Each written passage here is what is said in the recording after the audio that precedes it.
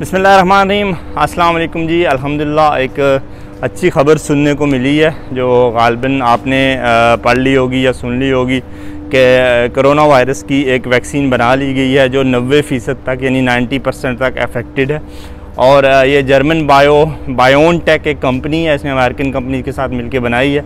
फाइज़ा vaccine इसका नाम है। और अब तक यानी कुछ घंटे पहले तक तकरीबन 40 मिलियन आर्डर हो चुके हैं इस वैक्सीन के।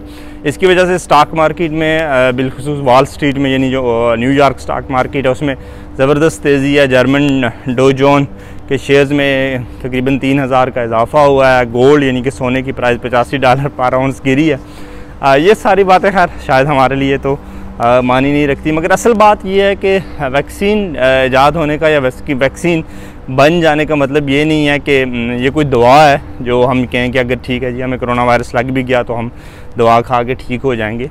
ये वैक्सीन का मतलब ये है कि जब ये वैक्सीन लगती है तो जिस्म में क़ुव्वत मुदाफ़ियत बढ़ जाती है और फिर हम उससे यानी 90% तक चांस होंगे कि हम महफूज रह सकें। या यूँ समझ लें कि अगर 100 बंदों को ये वैक्सीन लगेगी तो उसमें से सिर्फ 10% ख़तरा होगा कि 10 बंदों को कोरोना वायरस हो सकता है। अगर वो वायरस जिस्म में आता भी है तो ये वैक्सीन उसके ख़िलाफ़ दिफा करेगी हमारे जिस्म के अंदर उस सूरत में जब ये वैक्सीन हमें लग चुकी होगी। तो ये फ़र्क होता है जो दवा और वैक्सीन में है, जिसे समझने की ज़रूरत है। बहुत से लोग कहते थे जी कि दवा बनी नहीं है तो लोग ठीक कैसे होते हैं। ऐसा नहीं था। कोरोना वायरस के लिए बहुत सी दवाएँ जो हैं वो चल रही थी मगर वैक्सीन नहीं थी। वैक्सीन जैसे कि पोलियो है, अब पोलियो का कोई इलाज नहीं है लेकिन पोलियो के कतरे अगर हम पी लेते हैं तो फिर पोलियो होने का ख़तरा जो है टल जाता है। देखना ये है कि ये वैक्सीन आम आदमी की पहुंच तक है नहीं है, कितनी ज़्यादा गवर्नमेंट से ख़रीदती हैं, कहाँ कहाँ इसकी फरामी होती है, ये मुफ्त मिलती है या कीमत की मिलती है, और अगर कीमत की मिलती है तो कितनी कीमत की मिलेगी और क्या लोग इसे अफोर्ड कर सकेंगे या नहीं, ये सारे सवाल हैं। इन सवालों के बाद ही फ़ैसला होगा कि ये सारी जो मुश्किलात हैं वो कब तक ख़त्म होगी। गो के जो यूके के प्राइम मिनिस्टर हैं उन्होंने कहा जी कि हम माइलस्टोन पे हैं, इस मुश्किल के ख़ात्मे की इब्तिदा पे हैं, और प्रेस कॉन्फ्रेंस हो रही हैं। जैसे कि अमेरिकन गवर्नमेंट ने कहा जी कि हम हडल जो पहली हडल है, मतलब पहली जो मुश्किल है वो हम अबूर कर चुके हैं और अब हम जो है वो इस जंग को जीतने जा रहे हैं और इसके असरात जो हैं आ रहे हैं।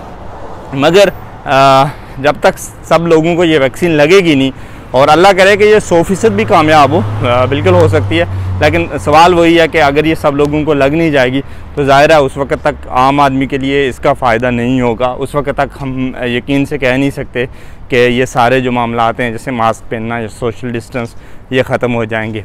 अब कितना टाइम लगेगा, किस किस मुल्क को कब तक ये फ़राम हो सकेगी, और फिर उस मुल्क की हुकूमत इसे कैसे तकसीम करेगी, कैसे बेचेगी, और लोग जो हैं वो कब इस काबिल होंगे कि ये वैक्सीन तक पहुँचे।